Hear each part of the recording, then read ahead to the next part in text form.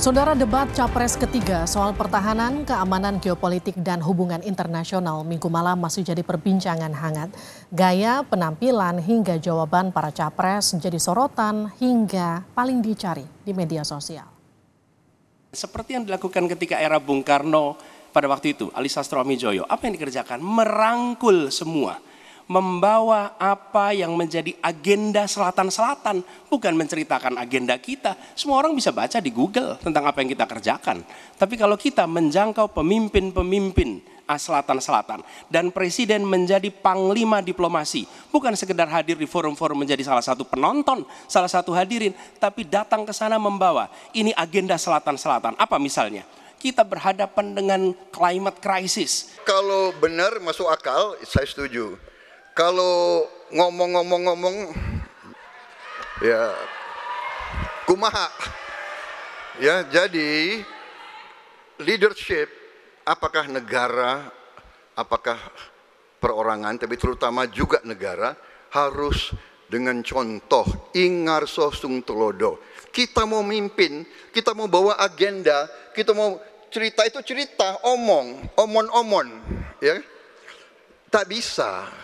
Kenapa negara-negara selatan sekarang melihat ke Indonesia? Karena kita berhasil membangun ekonomi kita. Jadi tidak hanya omon, kerjanya omon saja, nggak bisa. Kata omon-omon yang diucapkan Capres nomor urut 2 Prabowo Subianto menjadi trending di Twitter atau media sosial X. Kata-kata Prabowo itu juga ramai dicari netizen.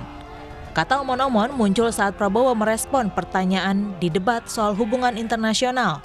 Prabowo Subianto bilang Anies hanya sekedar omon-omon karena Indonesia tak bisa menyuarakan agenda internasional bila dipandang sebelah mata. Sebelumnya, Capres nomor urut 1 Anies Baswedan menyatakan Indonesia harus berperan aktif di forum internasional, tak cukup hanya hadir dan menjadi penonton.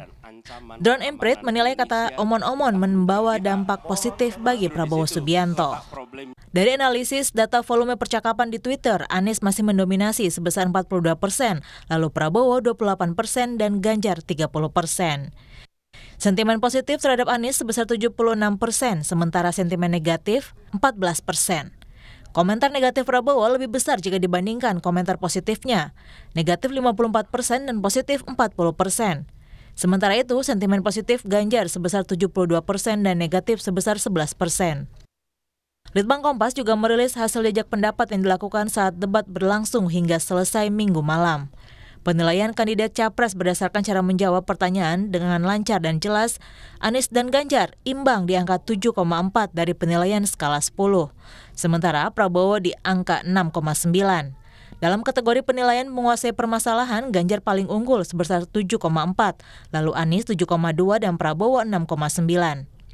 Penilaian terhadap penampilan kandidat di atas panggung, Anies mendapat penilaian 7,9, lalu Prabowo 7,1 dan Ganjar 7,8. Debat ketiga sudah usai, masih ada 2 debat lagi yang dijadwalkan KPU sebelum akhirnya memasuki masa akhir kampanye dan pemilihan umum di 14 Februari mendatang. Tim Liputan Kompas TV. Lalu bagaimana perbincangan dan analisis di media sosial dan hasil jajak pendapat Litbang Kompas pasca debat ketiga? Kita bahas bersama Yohan Wahyu, peneliti senior Litbang Kompas. Mas Yohan, selamat petang. Selamat petang. Ada juga Ismail Fahmi, pendiri Drone Emprit. Mas Ismail, selamat petang. Selamat petang, Mbak. Selamat petang, Mas Yohan. Saya ke Mas Ismail Fahmi dulu. Jadi Drone Emprit merilis sentimen negatif dan positif ketiga capres. Apa saja yang didapatkan Drone Emprit dari hasil debat semalam? Jadi dari hasil debat semalam, seperti tadi sudah disampaikan ya, persentase paling jelas memang Pak Prabowo mendapatkan sentimen negatif yang paling besar, gitu ya. Dan itu didorong oleh terutama dari sisi emosi ya, mudah terpancing.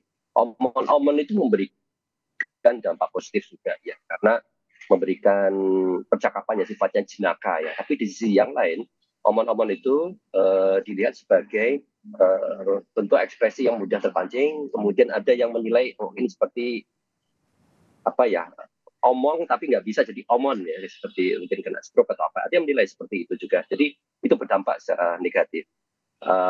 Pak Prabowo juga setuju dengan Ganjar, ya, itu dilihat sebagai hal yang negatif, dan juga terutama soal Gaza, ya, respon Pak Prabowo terkait dengan Gaza pada saat bilang bahwa negara yang tidak memiliki angkatan perang yang kuat seperti Gaza itu akan mudah dijajah saja. Dari sisi Anies Baswedan itu mendapatkan sentimen yang positif paling besar, mirip sebetulnya dengan Ganjar. Terutama itu dilihat dari sejak sesi pertama dia menghentak, ya, langsung menghentak dengan memberikan visi misi, menyampaikan, tapi habis itu langsung seperti menyerang, gitu. Jadi lebih lugas di situ. Nah, itu memberikan sentimen yang positif yang tinggi, sehingga ada salah satu ekspresi let him cook, ya, kalau dalam bahasa Inggris kan seperti itu, ya, dalam bahasa Indonesia mungkin digoreng, ya, digoreng gitu. Nah, hal itu diikuti oleh Ganjar, ya. Pada awalnya Ganjar lebih santai, slow, kemudian seperti orang melihatnya kok seperti main aman gitu, tapi di akhir-akhir juga merespon seperti Anies, yaitu ikutan menghajar juga dalam bahasa kasarnya seperti itu, tapi intinya lebih tegas di sana. Nah, hal ini memberikan sentimen yang positif bagi Anies dan Ganjar, tetapi ada yang menarik sebetulnya pasca debat, apa yang kita tampilkan di sini kan hasil dari Twitter. Kalau di dunia TikTok itu beda lagi. Ya. Di TikTok itu lebih banyak pasca debat tidak dipakai untuk membahas yang sifatnya substansial, seperti yang disampaikan tadi. Ya.